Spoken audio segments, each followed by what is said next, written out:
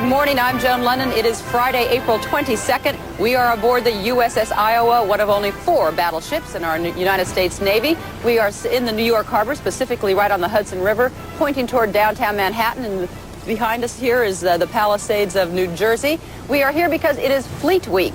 And on that note, we have quite a greeting committee. Good morning, guys.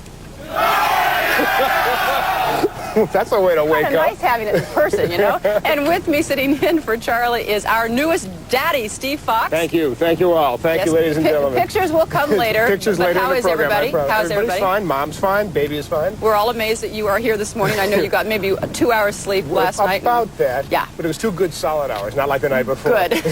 Anyhow, let's get to it. We have a lot ahead of us this morning here on the USS Iowa.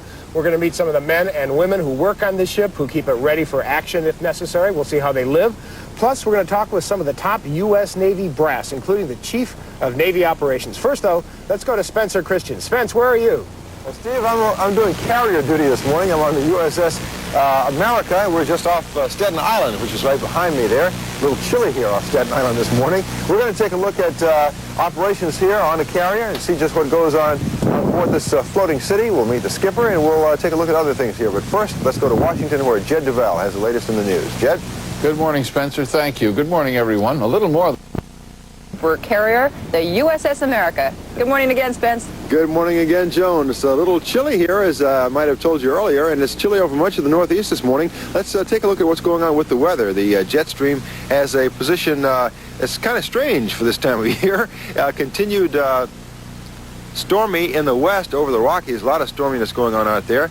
But it is hot, hazy, and humid, the 3 H's in the southeast, just as you might expect this time of year, but still chilly up in the northeast, almost winter-like, in fact, over the north-central states. There is snow falling over a wide area over South Dakota and the northern Rockies. A gray and damp day will prevail over much of the west with heavy rainfall in most locations, but snow in the higher elevations of the Rockies and the Sierras. Down in the southeast, it's going to be very warm under sunny skies. Highs will soar into the 90s. Same picture over much of Texas and the southern plains. That's a look at the national weather. And here's a look at the weather where you are. 30 degrees in downtown Buffalo. The forecast calls for a sunny day, a high of 55. More about the weather on Eyewitness News this morning.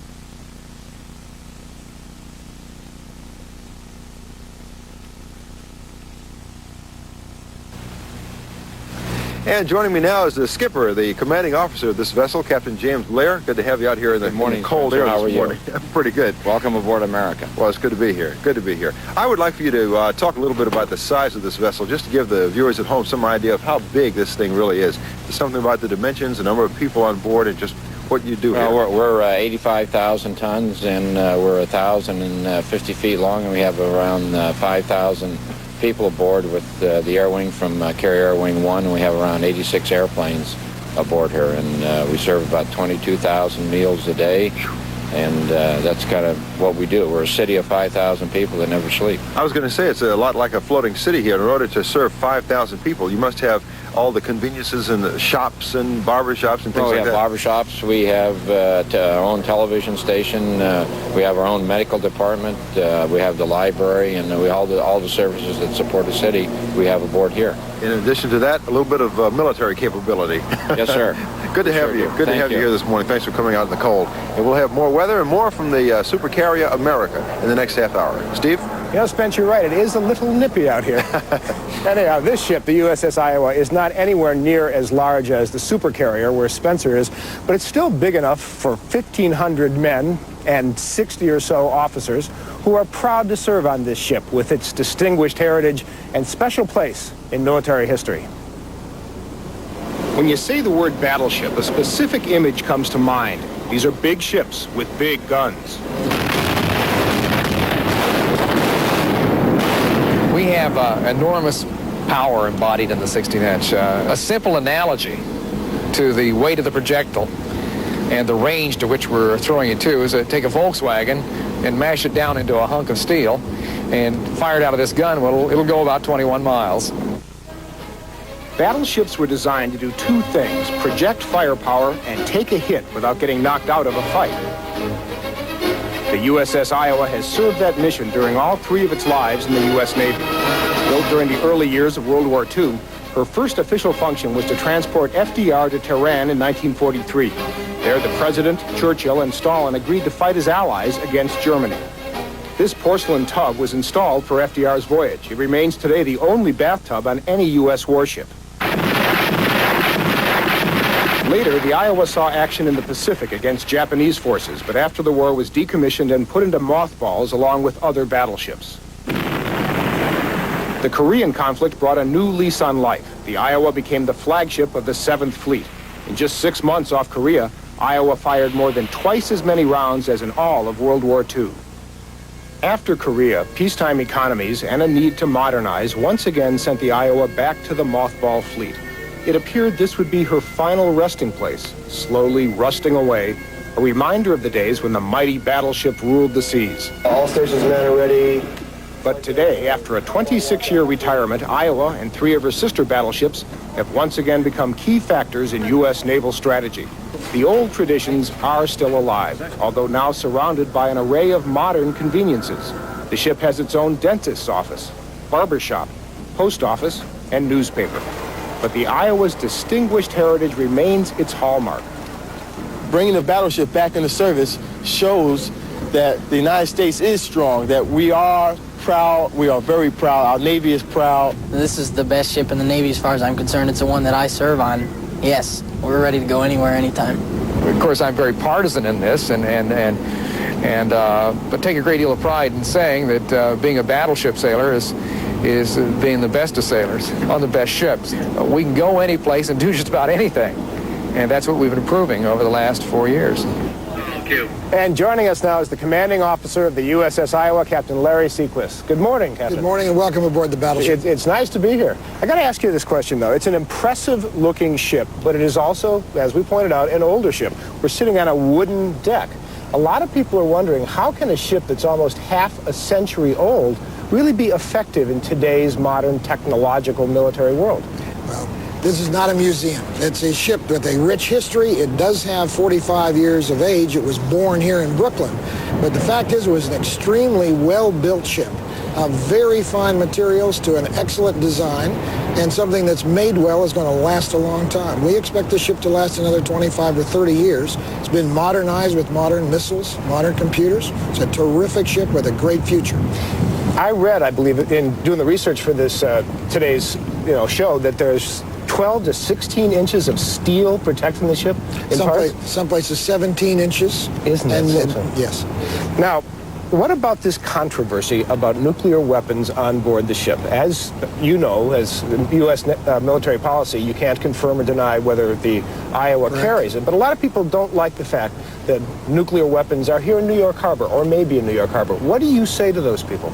Well, I would say a couple of things. First, what comes to mind is that the freedom of speech, the ability to say, express feelings about peace is a very important freedom of ours. It's a freedom that takes defending. And history is perfectly clear. I think if history slaps you in the face with the fact that you need to defend our freedoms, the freedoms we enjoy in this country. Yeah, but what about the concern about the weapons? Nuclear weapons here, right this close to New York. The weapons are safe. They're part of our family of systems at the moment. And I think, again, what's important to focus on is the fact that this ship, with all the weapon systems that we have, are actively engaged in the cause of peace. Well, thank you very much for being with us this morning, Captain. What are you going to do here on shore leave? Like our sailors, we're here to enjoy the liberty in New York. New York is a great sailors' town, and we're really pleased to be your guest. Always has been. Thanks very much, Captain. We'll be right back with the Chief of Naval Operations. Stay with us.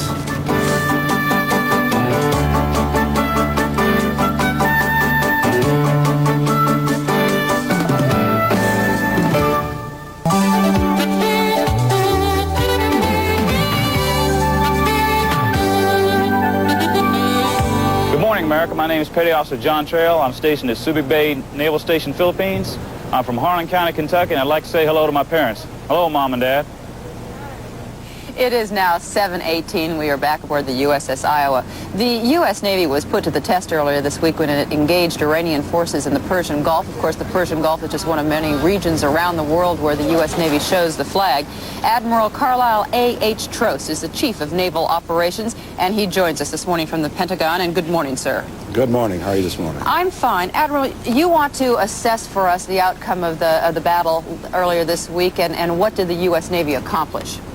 Well, I'd assess it, first of all, as an example of the outstanding performance and the professionalism that we expect of our military people in today's Navy, as well as in the rest of our armed forces. They were met with a challenge, and they did an absolutely superb job in meeting it and overcoming it. The whole chain of events started when one of our ships, the Samuel V. Roberts, hit a mine, which brings up the question, of course, of whether we have enough minesweepers in the Persian Gulf. Well, that question's always brought up, and of course, there never could be enough minesweepers in the entire world if we were to permit indiscriminate mining of international waters. In this case, in the Persian Gulf today are a number of our minesweepers as well as those of our European allies who are helping sweep the fields when mines are discovered. Admiral, there was a report in Thursday's Washington Post that said the White House is thinking of expanding our naval operations in the Persian Gulf to protect at least some non-U.S. flagged vessels. If that does happen, is the Navy ready? I think we're ready for any mission that's given us. We do reassess after each operation what we need to do the job, whether we have too much or too little, and if more is called for, more is available.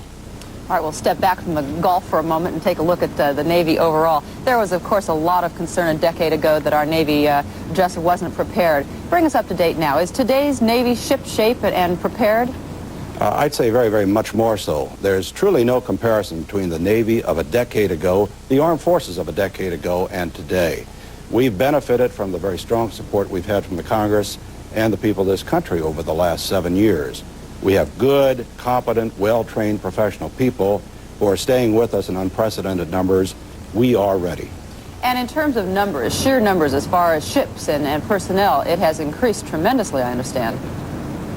It has that. Our personnel have increased by about 75,000 people to about a level of 590,000 today in our Navy.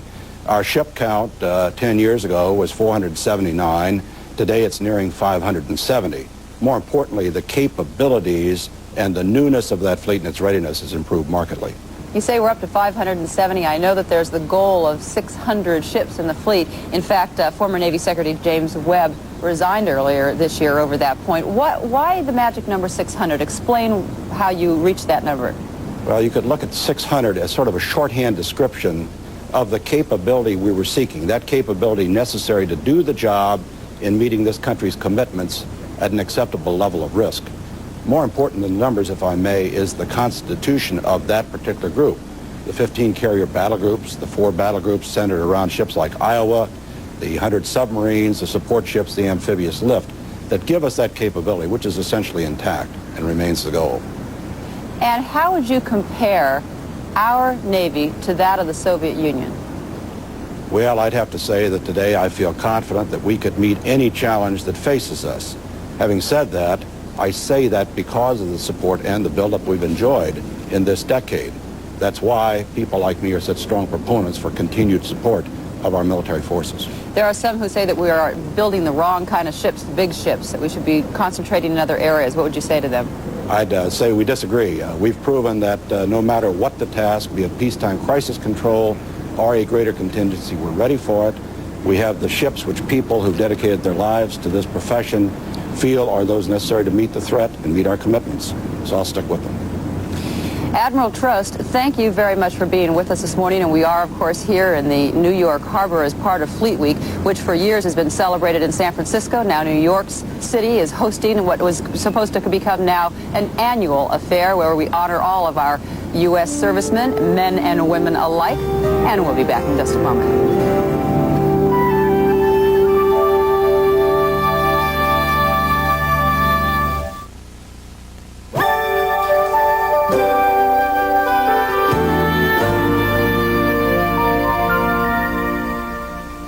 Good morning, America.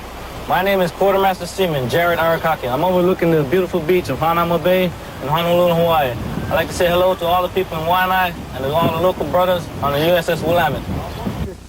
All right, good morning, everyone. I'm Joan London. It is Friday, April 22nd. That's a nice place to be stationed. This morning, though, we are going to be saluting America's sailors all throughout our world because we are helping to celebrate Fleet Week here in New York Harbor. And we are aboard this morning the USS Iowa, one of 4 battleships owned by our Navy. And I am here with our newest daddy, Steve Fox, who's proud to be this morning for Charlie. Dad man, they're calling me now. Everyone's fine, right? Everybody's fine. Mom and baby are fine. Anyhow, a big concern for the sailors on board this ship, as throughout the entire Navy, is the families they leave behind. The Iowa was recently out on a tour for more than half a year. We're going to take a look at what the Navy is doing to make life better for the families of sailors. First, though, let's check in with Spencer Christian. Spence? Steve, here on the aircraft carrier America, it's sort of like living in an airport control tower. We are going to take a look at the flight operations here and talk to the air boss who makes them work. Right now, let's go to Paula Zahn in Washington with the news. Paula? Thank you, Spencer.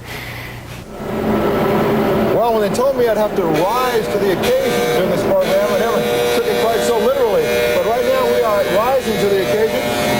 You can see this elevator is big enough to hold an A-6 bomber and fast enough to bring it up from the deck down below in under 30 seconds. And right now, joining me is Deck Officer Jimmy McLaughlin, who's going to explain how things work around here. Good to have you with us. What are our deck officers' responsibilities? Basically to coordinate all the movement of the aircraft on the flight deck to make sure they get where they're supposed to be on time. Well, now, you've got airplanes here being catapulted off the deck. You've got planes landing. You've got a lot going on here all at the same time. What's the most critical thing in terms of timing so that everything is coordinated properly and runs smoothly? The space to work with to make them be where they have to be. Some have to be shooting off the catapult, some are launching, some are recovering. And my job is to make sure that I have the space to get them where they're supposed to be. Ever have any close calls on deck here? Closest calls is one came in one day with the main mount collapsed. You haven't lost anyone Closest one I've had, no. But timing is very important. I mean, split-second timing. You really have to be alert all the time. That's right. Yes. Well, more power to you. Thanks for coming to join us on this chilly morning. Thank you. Good to see you. We're going to take a little weather right now and see what's going on around the nation as I shiver and freeze here in New York Harbor. It's going to be a pretty decent day for much of the southern states, the southeast particularly. We'll have sunny skies, very warm conditions. Highs should soar up into the 90s over portions of Florida and southern Texas, but it's going to be a rainy day in the Ohio and Mississippi valleys. And out west, over the Rockies, it's going to be an awful day. A lot of clouds and rain, snow over the higher elevations. Roads in some areas will be impassable in portions of the Rockies and the higher elevations of the Sierras as winter-like weather still hangs over that region. That's a quick look at the national weather picture. And here's a look at the weather where you are. 30 degrees in downtown Buffalo. The forecast calls for a sunny day, a high of 55. More about the weather on Eyewitness News this morning.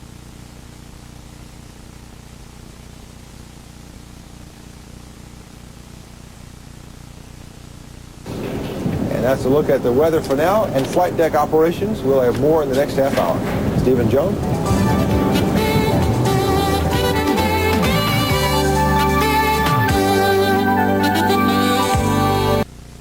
Good morning, America. My name is Seaman Worthington. I'm stationed at Subic Bay Facilities Security Department. And I'm from South Bronx, New York. And I'd like to say hello to my families in New York, Boston, and New Jersey. And I'd also like to say, Mom, look, I'm engaged. Good morning, America. And an engaging person she is. It's about 40 minutes past the hour right now. The business of a huge aircraft carrier like this is to carry a lot of airplanes and enough fuel and bombs for them to do their jobs anywhere they may be needed in the world. And to make everything run smoothly on a small runway at sea like this, it takes a lot of practice. Lots and lots of practice. And here's a story of the work that goes on here, told by the people who do it. It's like being in a Volkswagen being rear-ended by a Mack truck. It's a fun sensation, a lot like a ticket at Disney World. You go from about 0 to about 140 miles an hour in about 2 seconds. You're going to full military power, but all the mechanism is handled by someone else, so you're not really in control of your own fate. We have approximately 5,000 men and 86 airplanes, but it's just it's an orchestration.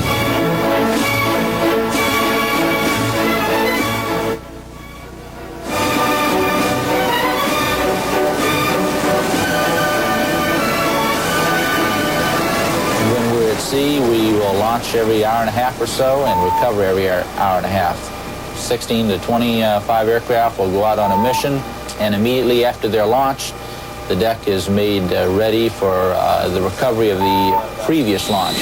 We're used to the plane touching down hard, opposed to an airliner, which is going to make a smooth flared landing. But the thing that the change is there is when you catch the wire and there's a tug that pulls you to a stop. I had a friend that was on cruise last time. He used to describe it as sex in a car wreck. In this business, we regard day catapults and landings as fun, and night catapults and landings is terrifying. A night carrier landing separates the men from the boys. Not everybody can do it. As a crew in an F-14, you feel like you're out there as a couple guys just trying to stay alive and live through another one. There's not any pilot that flies off this carrier that stays alive, that doesn't treat it from the perspective of everyone's trying to kill me and I'm looking after myself. At nighttime, it gets kind of interesting. The real hard thing is that you've lost all the visual cues from daytime. We don't quite realize how much we depend on seeing the horizon out there. You see the ship is talking to you, but basically all it is one little white light bobbing on the horizon. It's kind of like flying down a long, dark tunnel and all of a sudden being snatched to a stop at the end of it. It's a lot more fun than daytime and night, though. Nighttime, you earn your money. Not everyone can do it. You know, I don't want to slight my Air Force partners, but to me, anybody can put an airplane down on a 10,000-foot runway. Not everyone can be a Navy tailhook pilot. And joining me right now is Captain Wayne Kelly, the man they call the Air Boss here on the America. Good to have you with us. Good morning. Just what is an Air Boss? What are the responsibilities of an Air Boss? Chiefly, the responsibilities are the launching and recovery of all aircraft on the aircraft carrier, the direction and movement of all the aircraft on the aircraft carrier, on the flight deck, on the hangar deck, the refueling and the maintenance of the refueling equipment for all the aircraft. Sounds like it could be pretty stressful work. Well, the handling, the flight deck, the flight controlling in the air, the launching and recovering gets kind of busy at times. It sure does. What are the most crucial aspects of seeing that everything goes smoothly and what do you do? Perhaps getting the aircraft off on time and getting them back, the coordination of all the maintenance aspects on the flight deck, the handling of some of the men that you've talked to or will talk to in colored jerseys, with each of their duties and responsibilities.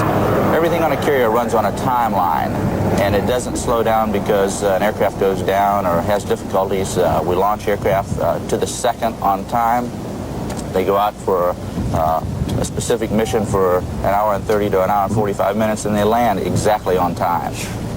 We're talking every 30 seconds, every 35 to 45 seconds, we'll have an aircraft landing on this carrier. That's amazing. Getting ready to turn around and go out for the next go. That's amazing. Well, this is a day when I wish the Air Boss could do something about the warmth of the air or the coldness of it. Thanks for coming out to join us. Thank you, sir. You know, it's also the folks back home who serve, and in just a moment, we're going to take a look at some of the families back home.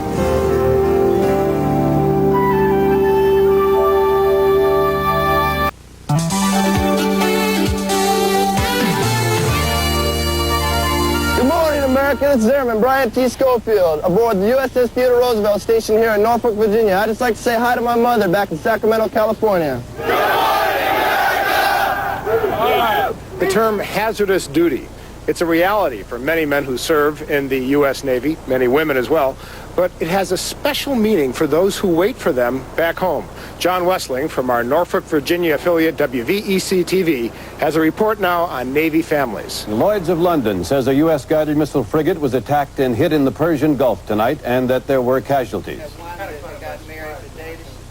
These women all went through a period of terror when word came that a Navy ship had been hit by a missile in the Persian Gulf. Their husbands were on the USS Kuntz, a guided missile destroyer that was in the Gulf with the USS Stark. You know, when the Stark got hit, it's just something you have to deal with. They're in that position, and part of being in the Navy is being ready for combat at all times. That doesn't mean it's easy. I was crying. I was just real upset, you know, that this had happened, and I didn't know if he was dead or alive or anything, you know, and I still shake. I'm shaking now because I don't like to think about it.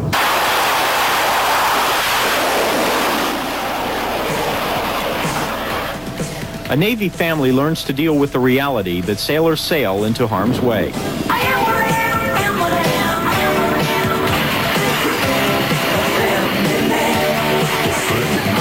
For the sailor, a deployment means long hours, stressful work, and few of the comforts of home. At sea, a sailor's rack represents all of the privacy he has. It's a few cubic feet surrounded by reminders of what he left behind. A fiancé, a family. That's what keeps me going out here. things get pretty cramped out here, and everybody gets pretty aggravated at each other. But I think everybody is in the service. If it really comes right down to it, that's what it's all about. It's about the people back home. That's what we do it for. Long separations, usually 6 months at a time, come with the job. Senior Chief Larry Burkett just came home from 6 months in the Mediterranean. His family celebrated Thanksgiving and Christmas without him. It doesn't get any easier. You accept it. It's there. It doesn't get any easier now. It's a rule of life for Navy wives that anything that can go wrong at home will go wrong while their husbands are gone. Everybody I know, when they say that the kids get sick and the car breaks down or the air conditioner goes, something always seems to happen. It doesn't just seem like things go wrong. Statistically, it's true. Research indicates about 14 out of 17 times it will occur while the spouse is at sea. That's not by accident. A 6-month separation is stressful, and the wives deal with everything that does go wrong by themselves. Sometimes you have to be a plumber, the bill payer, the yard man, the nurse, the mom and dad. Many of the people who face that stress are young sailors and their wives.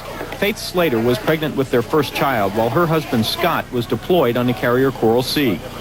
Thought it was getting easier, and then today when I got a letter from him, it made it really hard. So it kind of hurts. Faith delivered just before Christmas, becoming the 4th wife in Scott's squadron to give birth while their husbands were at sea. Many Navy spouses say they wouldn't recommend the lifestyle, but they're quick to point out something else. When an international crisis breaks out, the Navy is almost always the first to respond. And there's a tremendous satisfaction in saying, "That's my husband out there." For Good Morning America, I'm John Wessling. Thank you, John. In a minute, we'll find out about the Navy's support program for sailors' families. That's after this.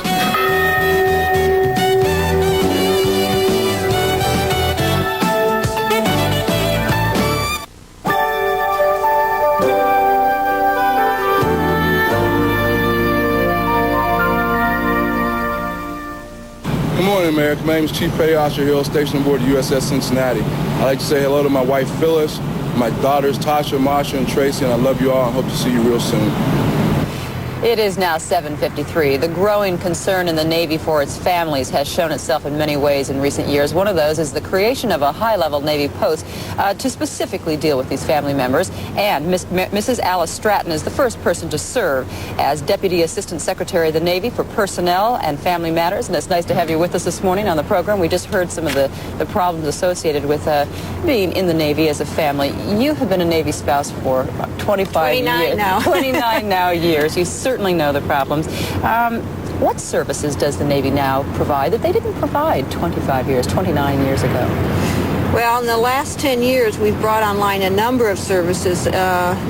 One of the centers of that is what's called Family Service Centers, and they have things like seminars for pre-deployment and post-deployment seminars. We have also spouse employment assistance programs for spouses, because that's one of the biggest problems is finding jobs in our high-cost living areas for the spouses, and a number of proactive kind of preventative programs to help families deal with the stresses that are inherent in our mobile lifestyle. All right, let's take them one at a time. The separation just must be incredible, and you certainly know. Yes. Your husband was a POW in Vietnam for, I think, over 6 years. How do you deal with the families on that one issue, the separation? Well, I think that it is a constant stress and a reality, and we know that it's something that causes some serious problems unless we can get to the families and give them the help they need with some of these proactive programs. You say some serious problems, and in the report you really specifically point out child abuse, spouse abuse, drug and alcohol abuse. How are you finding solutions to those problems? Well, again, it's through the formal supports that we're setting up and the informal networks that we help families with, and it's communities outside the base that are helping us too.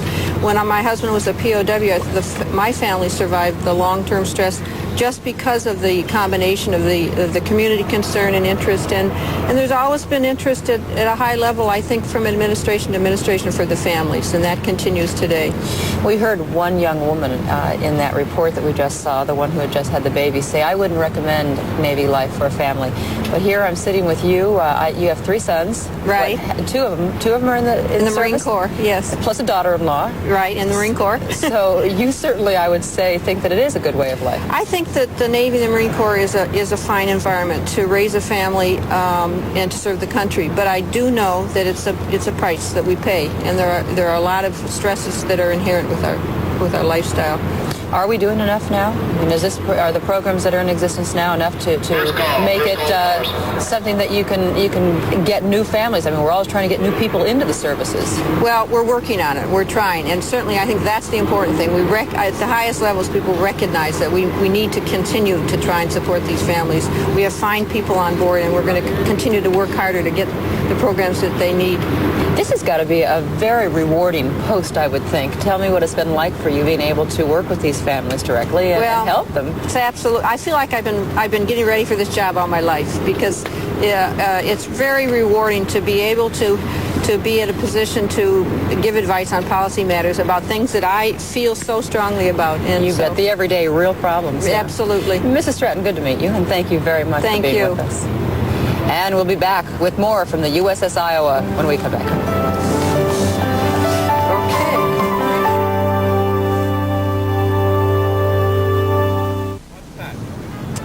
All right, time to show baby pictures, I brought in a baby picture for you. Let's see if we can get it up there. See the baby picture? There's Annie, my wife, and Ellie, the baby. Ellie. It's about 5 minutes after she was born. There's Ellie again, a better picture of Ellie. All right, she's America's most beautiful baby girl. And she's a little fox, too. Selfie has been paid to ABC by Eastern Airlines, serving more of Latin America from more U.S. cities than any other airline. This summer, come fly with Eastern to a great winter vacation. Eastern, we've got your ticket to explore South America.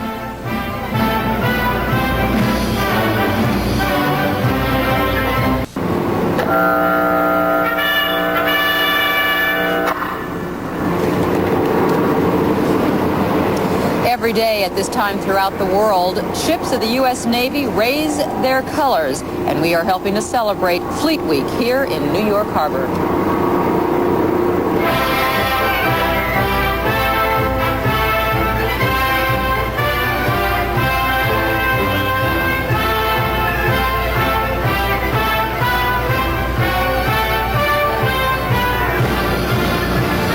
Good morning, everyone. It is Friday, April 22nd. I'm Joan Lennon, and we are here aboard the USS Iowa. It is the 4th ship to bear that name, and we're here in New York Harbor celebrating Fleet Week. It's a beautiful, beautiful morning. Yeah, tad nippy, just a tad nippy, as our gloves and the... nice, a little gloves will do it. And sitting in for Charlie is the new daddy, Steve Fox. Good to be here.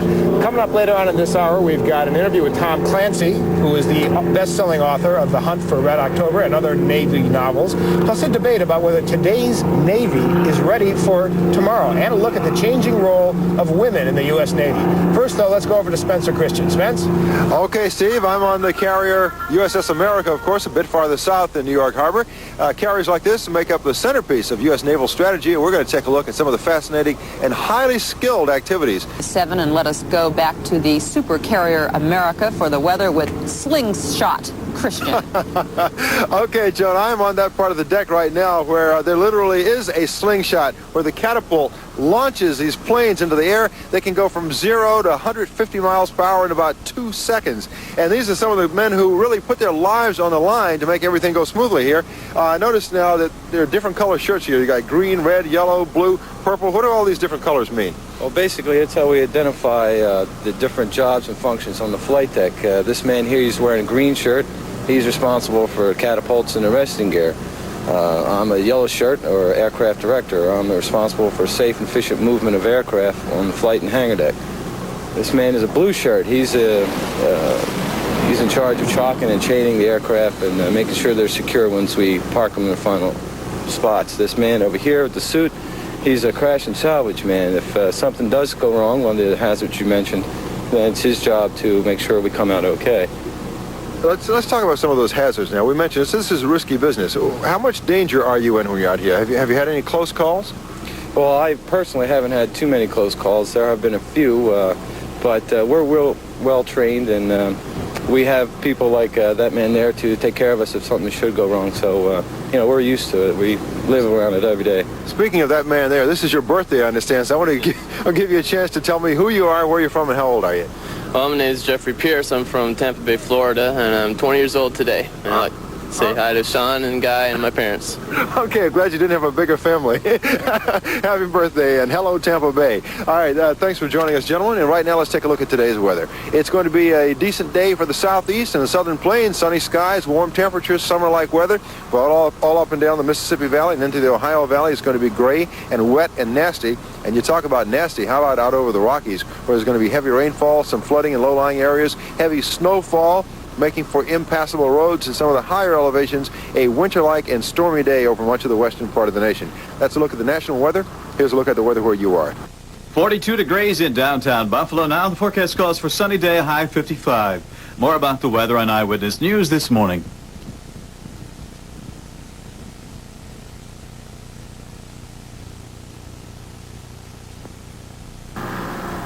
More on the weather and more on the Navy from the deck of the aircraft carrier America in the next half hour. Joan? All right, Spencer, our next guest has written best-selling novels that paint such an accurate picture of the Navy that it's hard to believe he wasn't privy to some secret inside information. His books include Red Storm Rising and his latest Patriot Games. Tom Clancy is not a Navy man, except perhaps in spirit, but he is a novelist and owner of a small-town insurance agency. It's a pleasure to have you with us. I think it's your pleasure to be here on the ship, though, right? Well, this is my third time on board Iowa. It's like coming home. Yeah? What was it like to come onto the Iowa after having written about it so much? It's nice to see that I got a couple of things right, really. I fell in love with this ship when I first built a model of her back about 30 years ago. And frankly, I think it's about the most beautiful ship the United States ever built. You've been right up to the very top of it and right down into the... Yeah, I've been from the floor plates to spot one, the main fire control director there. And you have to get used to ladders if you live here. Yeah, greasy ones down below, too, I'm told, around some of them are it's a little scary, yeah. Were you like a little tot? Were you like a 7 or 8 year old kid that was already studying these and really interested in these at a start at a young age? Well, I started reading naval history when I was about in the 5th grade. My dad was a bosun's mate in the Navy, and like I said, I started building ship models when I was a kid, and it just never stopped. Well, you've done so much research into this. I remember after your book came out, I think you were asked to come to the White House for kind of a debriefing. They couldn't figure out how you could have known so much. It's all out in the open sources. It's really quite easy to get. We live in a free society with lots of free information. But we're not here to talk about books. This is Fleet Week. Let's talk about the Navy. Okay. How would you say, after everything you've looked at, our Navy stacks up to the Soviet Navy? The thing you want to remember is the United States Navy is not a collection of ships. The United States Navy is a body of people. And what makes our Navy different from the Soviet Navy are the crews. You know, the average kid aboard this ship is, say, 19, 20, 21 years old. This is his first job out of high school. We give these kids a lot of responsibility. We give them a lot of training. They're professionals. They know their job. If we send them out there and train them to do the mission that we want them to do, they'll go out and do that mission for us. That was proved earlier this week in the Persian Gulf. Give them the job they're trained to do, and they will do it for us. So it's a spirit behind and a training and a fervor then behind our Navy that makes it different in addition to just the number of ships. Yeah, these ships are run by professionals. The Russian ships are run by draftees. There's a difference. There's a big difference. I'm told when they go out on maneuvers that Russian ships come right up close to our ships, and maybe vice versa, and stick to them like glue. And I guess a lot of people, the laymen, would find that rather surprising that they come so close to each other. Well, the ocean is free for the passage of all. Of course, we do the same thing. Back a year and a half ago, the Russians lost a nuclear submarine off of Bermuda. And they sent a number of ships down to sprinkle flowers on the grave or whatever it is the Russians do. USS Iowa went out to do some shadowing then and managed to sneak up on the Russian battle cruiser Kirov, which came as kind of a nasty surprise to the Russians. So it's a game that both sides play. Have you ever been around when these guns have gone off? No, as a matter of fact, I was talking about that earlier today with a captain. It's something I'd like to do someday. I've never fired anything quite this big. I've never even seen how you load something all that big. It might be fun to watch. The transformation from a small insurance owner to kind of an expert on technology, is it kind of a dream come true? Well, I'm not the expert. The guys who drive these ships for a living are the experts. I'm just the minstrel who writes about them. But being here and all the friends I've made in the Navy, that is a dream come true. You bet. And that's what we're here for this week, to honor all of the men and women in the service. It's good to see you. No, it's a pleasure to be here. All right. We'll be back in just a moment. Stay with us.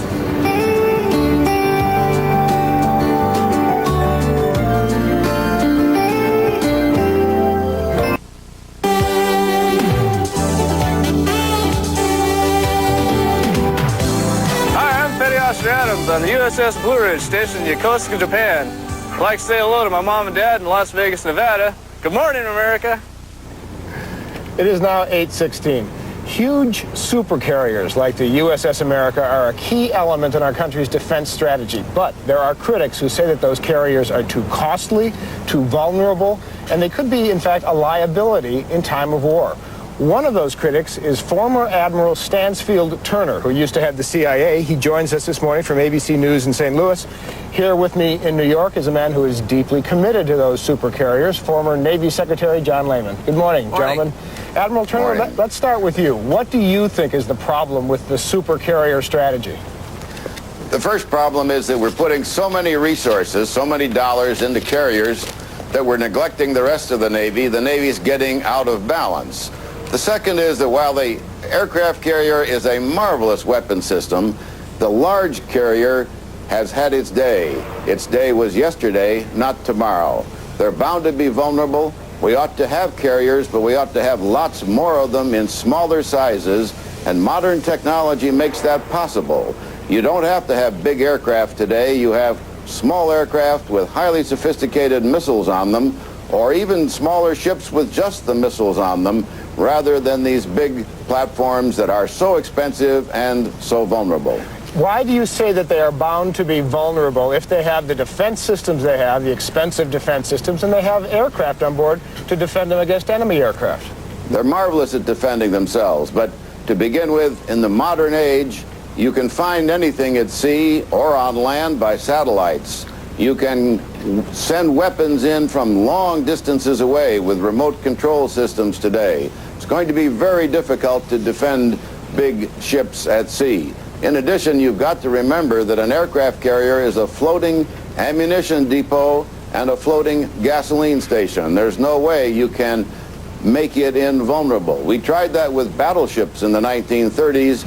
It didn't work then. It isn't going to work today. All right, Mr. Lehman, what's your response? You hear the argument. Well, first, the cost. The carriers make up only 2% of the Navy's total budget. And if you look at this ship was launched the year I was born. And it's going to be around another 20 or 30 years. Big ships last a long time, and the taxpayer gets a tremendous value out of them. The reason it lasts long, among other things, is look at it. 17 inches of armor, 11 inches of armor. Would you rather be aboard this kind of a ship, a big carrier, when a cruise missile hits you, or one of the Stan Turner's little frigates like we saw get sunk in the Gulf last week? Obviously, you need armor. You're going to get hit. You need the protection, the multiple layers of defense. And a carrier carries 10 different kinds of aircraft. Those A-6s that smoked those Iranian boats, that smoked all those little cheap ships out in the Libyan Navy, were the kind of sophisticated, laser-capable aircraft that had to go a very long way. They're a long way from the carrier. Small aircraft like jump jets can't go very far, can't carry very much. But what about the argument that we ought to go back to building smaller aircraft carriers and a lot more of them? In World War II, as I recall, we had something like 98 aircraft carriers. Now we're down to 14, 15. Why don't we build more? Well, small carriers can be very useful, but never to replace the big ones. You know, in World War II, we had 4 carriers sunk, all the small ones, not one of them over 30,000 tons. big ships like this and like the carriers, they can absorb punishment. One of these battleships took 48 direct hits and still was not disabled and kept fighting. Because it was big and Because thick. it was big and could absorb the hits and keep fighting like the big carriers can. Small carriers cannot have multiple hulls. A big aircraft carrier, Nimitz class, has 7 layers of hull, has multiple bottoms, so that, for instance, the frigate hit the mine last week, it broke the keel. There's no keel on a carrier. The carrier wouldn't have been damaged by it. All right, let's move on. Let's talk about the so-called forward strategy. This is a strategy by which, in the event of a war with the Soviet Union, our naval forces would essentially take the battle to them, try and bottle them up in their waters. What do you think about that, Admiral Turner? Well, that's a political strategy, not a military strategy. I don't know any admiral who endorses it. The problem is that you're taking the battle to where the Soviets are strongest, in their own territory. In addition, in the Atlantic, where the principal battle will be, you're forsaking a marvelous geographical advantage. The Soviet Navy, to come into the Atlantic, has to funnel itself through 2 narrow openings on either side of the island of Iceland. If we stand back there and have a forward defense, but not up where the Russians are strongest, we have great advantages of geography.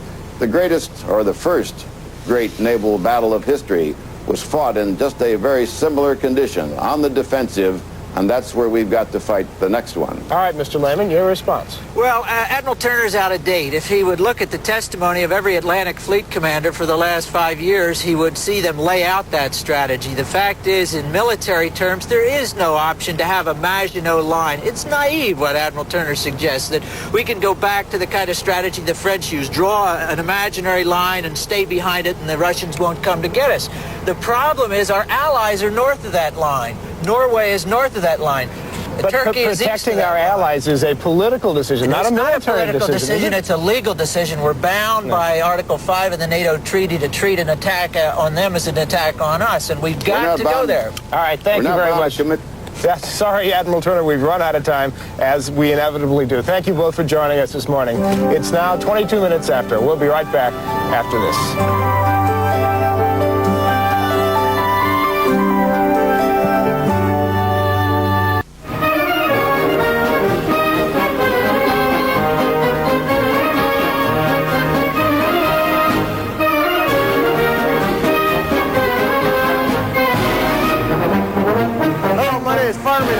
From engineering department on board the USS Carl Vincent. I'd like to say hello to my wife, daughter, and newborn son, and good morning, America. Good morning. And good morning, everyone. I'm Jen Lennon. It is Friday, April 22nd, and we are here aboard the USS Iowa. And sitting in for Charlie Gibson this morning, our newest father in the Good Morning America family, Steve Fox. It's a pleasure to be here, though it is a tad nippy. Yes, right. He had a little baby girl yesterday. I'm wearing this hat here that says USS Iowa for a reason, so that you'll call me Admiral. Thank you very much, sir. He wants to outrank me.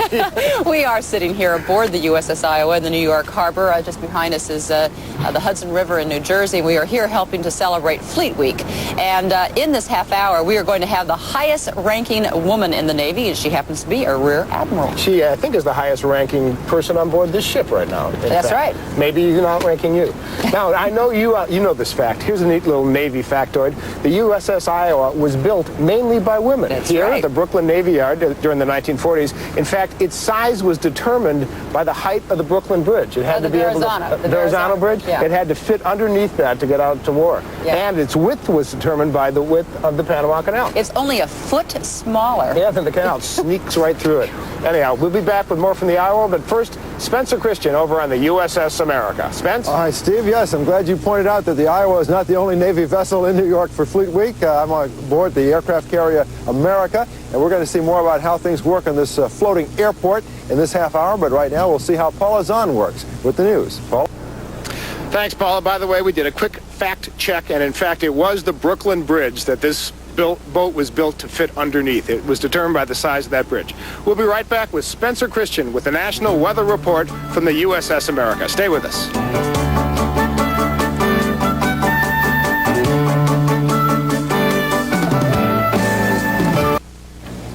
Well, we showed you how the planes are catapulted off the aircraft carrier. This is how they're stopped when they come back down to land. These hooks on these steel cables give you a sudden stop, and if you miss that cable, you have to take off and come back and try it again. Of course, one thing that helps in takeoffs and landings is wind, and here's a man who knows a little bit about the wind and the other elements, Lieutenant Commander Ken Eversole, who is a meteorologist aboard the America. It is good to have you here with me this morning. Thank you, Spencer. I wish we could have worked up a little bit warmer day for us. It's a good day for flying. I wish you could keep some of this weather and take it with us when we go back out. I understand your nickname is Black Cloud. Yes, it is. You want to tell me how that came about? It came along with the job. After the stormy weather we've seen the last couple weeks, however, I think the name's mine to keep. I'm not going to get rid of it. Well, after today, it could be mine to keep also. I got some maps to show you here. It'll give you a look at what's happening around the nation weather-wise today. This is a satellite photo taken just a couple hours ago. Of course, it shows some of the movement overnight, too. And you can see clouds moving up into the Ohio Valley, the Mississippi Valley. A lot of showers and thunder showers in that region. A large area of clear skies should prevail over the central and southern plains. And out west, just a mess over the Rockies. A lot of cloud activity there. And that represents snowfall over the higher elevation and some rain in the lower elevations down in the southeast, so it looks pretty good, doesn't it? Yes, it does. Warm day in the southeast and clear and cooler up in the northeast. High is going to reach into the 90s down over Florida and portions of Texas today, but up in the north central states, it's still going to be winter-like. That's a quick look at the national weather picture. Here's a look at the weather where you are. 46 degrees in downtown Buffalo. The forecast calls for sunny day, a high of 55. More about the weather on Eyewitness News at noon.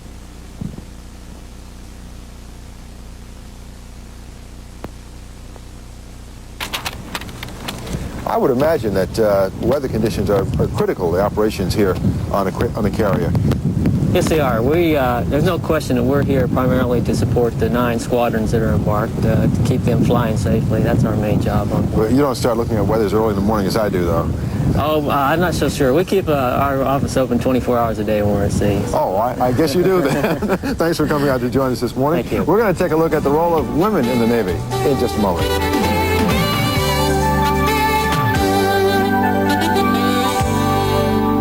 America. I'm Navy Counselor Chief D. Sherman on Naval Air Station Adak, Alaska. I'd like to say good morning to everyone on the East Coast. Well, if you think that the Navy is only a man's world, things are changing today. And here's a look at what life is like for Navy women today from Bob Zelnick of ABC News. You better lie down and take it easy. You've got a temperature of 103. The old war movies told the story. Women in war served as nurses, clerks, and typists. Not much different from the civilian workplace. The armed forces were male institutions. 15 years ago, for example, women made up only about 1% of Navy personnel. Prodded by activist women's groups, Congress forced changes, which the Navy accepted with mixed feelings and mixed results. The numbers have changed dramatically. Today, 9% of the Navy is female. Women attend the Naval Academy. They fly planes, fix helicopters, operate radar. The role of women in the Navy, as with society in general, has become more technical. More women also serve aboard ships. Last year, when the frigate Stark was hit by an Iraqi missile, more than 200 sailors on the Arcadia, which serviced the Stark, were women. But last year, a study of women in the Navy found appalling evidence of sexual harassment, poor grievance machinery, and a general feeling among women that they were not part of the Navy team. There are some people who feel that women should not be in this man's Navy. One big reason is that the armed forces are organized for combat, a role prohibited by law to women. Many Navy women would like to serve in combat. We train together, and we're trained to do the same mission, so why not let us do it? But political leaders have their doubts. And my gut feeling is I do not think that this country is ready to put women into frontline combat. Last December, former Navy Secretary James Webb ordered reforms designed to cure the worst abuses while providing more opportunities for women. Ships like oilers, supply, and ammunition vessels were open to females for the first time. Women may now operate shore-based surveillance aircraft. Tough new procedures to curb harassment were ordered. Another kind of problem probably traces back to Adam and Eve. A study at the Naval Hospital in San Diego last year showed a high pregnancy rate among Navy women, including single women. There were 41% of the women registering for prenatal care were single at the time that they registered, and this concerned us. The pregnancy rate was particularly high for women based aboard ships. To commanders, this means unplanned losses of personnel, critical skills suddenly missing from ships at sea. Privately, nearly everyone involved argues that the Navy must offer instruction on how to avoid unwanted pregnancies. but getting into subjects like birth control and abortion could offend conservative supporters of a strong military on Capitol Hill. Women are now a vital part of the all-volunteer services. The Navy would be hard-pressed to get along without their skills. The immediate question is how to make the present system work better. In the longer run, the question is, how far can Navy women really advance without being eligible for combat? This is Bob Zelnick for Good Morning America. And thank you, Bob. Joining me now is the highest-ranking woman in the United States Navy. She is Rear Admiral Bobby Hazard, Director of Manpower and Personnel in the Organization of Joint Chiefs of Staff. And it's good to have you with us. I think you're the highest-ranking officer on the ship today. I think so. Answering a couple of questions that Bob brought up in his report, do you think women ever will be able to go into combat? It's hard for me to say because it's hard to be able to forecast what the American people are ultimately going to decide on that issue. And it is absolutely at root a national determination, Joan. One of the, I guess, the overriding problems that the report discussed was this of harassment. Mm-hmm. And there are now these steps being taken to try to correct that problem. How effective are those steps? Let me back up just a little, if I may, because harassment is a social phenomenon that minorities experience in virtually every environment. And the more you increase numbers, the more familiar people become with working with those minorities, the more that phenomenon disappears. And I'm confident that we have made enormous strides in overcoming that problem, and we're going to continue to do so. We have addressed recently the fact that it still exists in some locations for some people, and we have put teeth into the educational system and into the mechanism for reporting and addressing it. Yeah, and about the mechanism for reporting and addressing it, which goes, I think, around your immediate boss, but not that far up. How much faith can the woman have in that system that there won't be any retaliation or that they will be able to still advance? I think that we can place increasing faith in that system. There has been an enormous commitment from the top down, and that's where it has to start. Yeah. And everyone is getting the message. And it's going to really fade as a practice through education and through societal change, and that takes time. We've talked about so many problems in the report. What about the benefits? How do you entice a young woman today who is contemplating a career in the Navy? I think that the Navy affords, in fact, the military services afford a wonderful opportunity, first of all, for personal contribution. You have to want to contribute something to the nation and to the people of this nation. And then if you have that starting point, you have the opportunity for personal growth, for training, for education. And thinking of growth, how far can a woman expect to go in the Navy? Well, you can expect to go to flag rank if you're willing to make that kind of a career commitment and put that effort into it. And for our enlisted women who have increasing numbers in the Navy, you can make Master Chief and Warrant Officer and the Limited Duty Officer. I think the sky is there for the grabbing. Well, you're there certainly to serve as the inspiration. Well, thank you. Rear Admiral, thank you very much for meeting you this morning. Thank you. It's a pleasure. And we'll be back. Stay with us.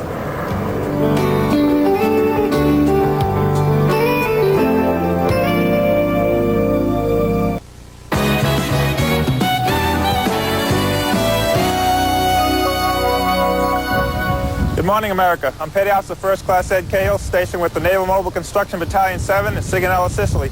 I'd like to say good morning to my wife and kids in Long Beach, Mississippi.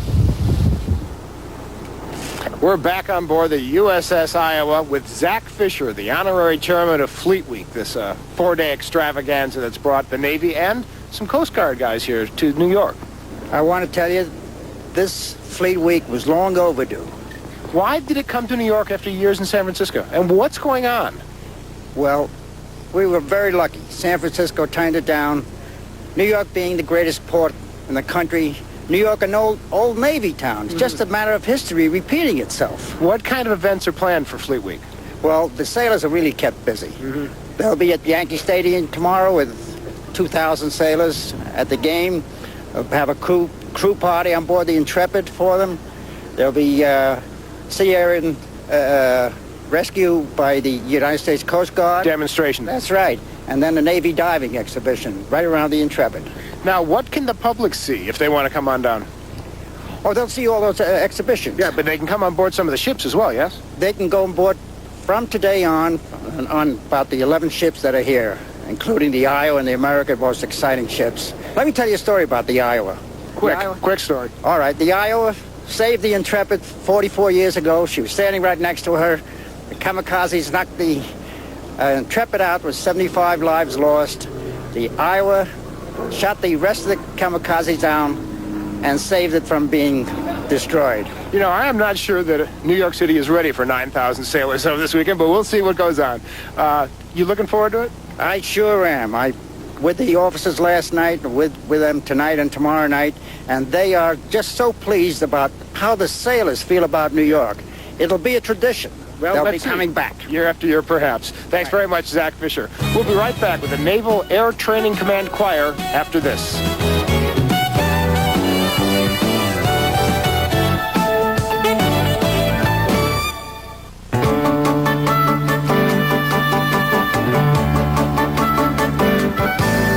Hi, this is Pedaster Nestor Alvarez off the USS Reeve saying hello to everyone back in El Paso, Texas. Good morning, America. To help us close our program this morning, we have asked the Naval Air Training Command Choir and its director, Lieutenant Commander John Roberts, to join us here on the deck of the Iowa. And good morning, sir. Good morning. And the young men and women of the Navy and the Coast Guard, I can't forget, what kind of jobs do they have? All of the people here are flight students and instructors for the Navy and Coast Guard. All right, and what are you going to sing for us today? Our first song will be America the Beautiful. All right, take it away. Thank you.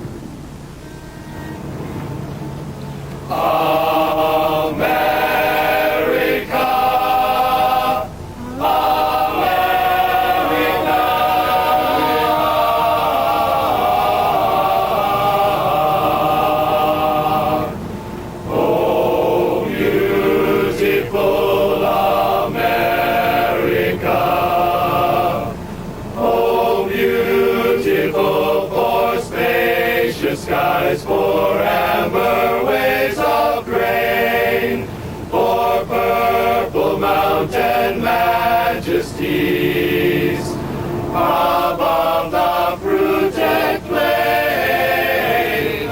America, America, God shed his grace on thee, and crown thy good with brotherhood,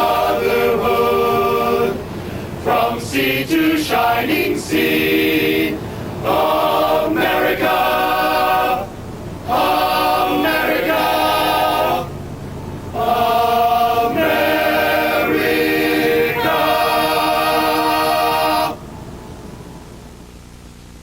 Okay, Jed, it's a breezy, cold day here in New York, and here's what's happening around the rest of the nation. It's going to be sunny and mild down in the southeast, over much of Texas and the southern plains, but it's going to be a nasty, nasty, stormy day out west over the Rockies, a mixture of rain and snow. Looks like Old Man Winter is still there, and that's a look at the weather.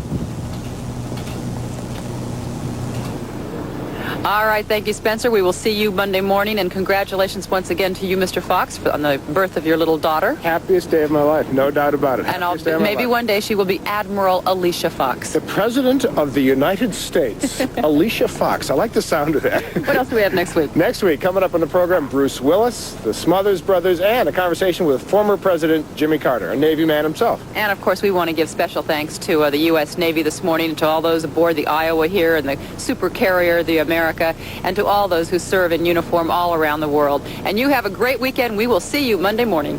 Let's let them sing us off, I guess, huh?